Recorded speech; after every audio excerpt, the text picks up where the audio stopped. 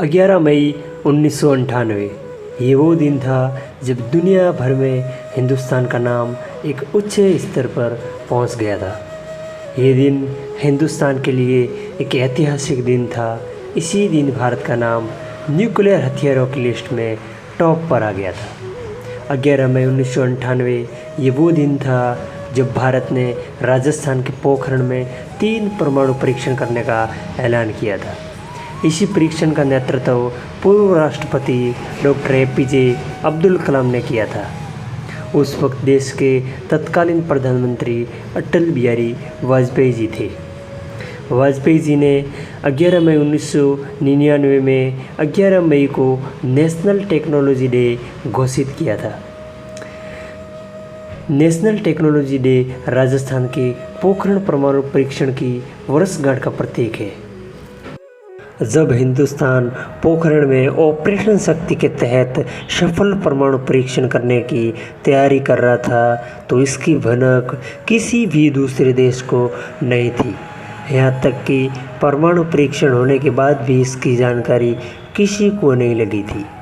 भारत की सरकार के लिए उस वक्त ये सबसे बड़ी चुनौती थी, क्योंकि अमेरिका की खुफिया एजेंसी CIA भारत की इन हरकतों पर पल पल नज़र बनाए रखी थी।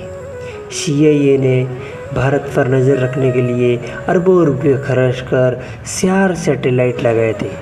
कहा जाता है कि ये सैटेलाइट इमेज और वीडियो कैप्चरिंग में बहुत ही अच्छे थे। ये सैटेलाइट इतने अच्छे थे कि ज़मीन पर खड़े इंसान के हाथ में बंदी एक घड़ी का समय भी सही सही बता सकते थे। लेकिन फिर भी भारतीय वैज्ञानिकों ने इस मिशन को सफलतापूर्वक पूर्ण किया।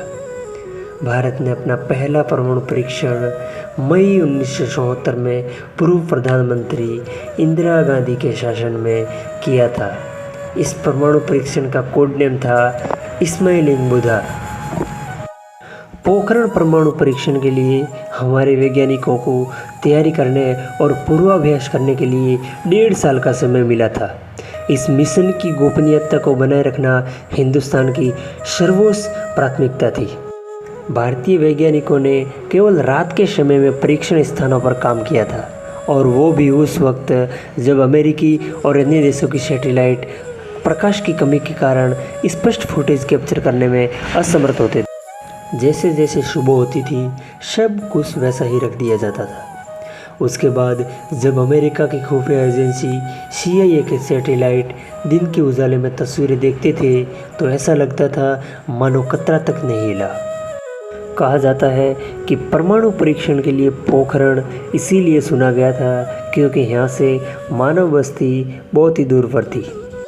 पोखरण जैसलमेर से 110 किलोमीटर दूर जैसलमेर जोधपुर मार्ग पर स्थित एक छोटा सा कस्बा है। रेगिस्तान में बालू के बड़े बड़े कुएं खोदकर परमाणु बम रखे गए थे और इन कुओं के ऊपर रेत के पहाड़ बना दिए। 11 मई 1998 को पोखरण में एक विशाल गड़गड़ाहट की आवाज़ सुनाई दी और पूरा शहर चौंक गया।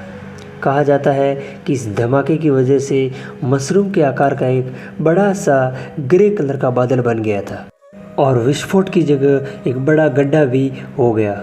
इसके बाद परीक्षण का नेतृत्व कर रहे डॉक्टर अब्दुल कलाम ने तत्कालीन प्रधानमंत्री अटल बिहारी वाजपेयी जी को फ़ोन किया और कहा स्माइलिंग बुद्धा अगेन। उस वक्त वाजपेयी जी के तत्कालीन वैज्ञानिक सलाहकार डॉक्टर अब्दुल कलाम थे और इस कड़ी मेहनत और पूरी सावधानी बरतने के बाद भारत का यह मिशन पूरी तरह सफल हो गया। दोस्तों, आशा करता हूँ पोखरण के बारे में बताया गया मेरा ये छोटा सा आर्टिकल आपको बहुत ही पसंद आया होगा। ऐसे ही मज़ेदार वीडियो के लिए चैनल को सब्सक्राइब करना ना भूलें। धन्यवाद।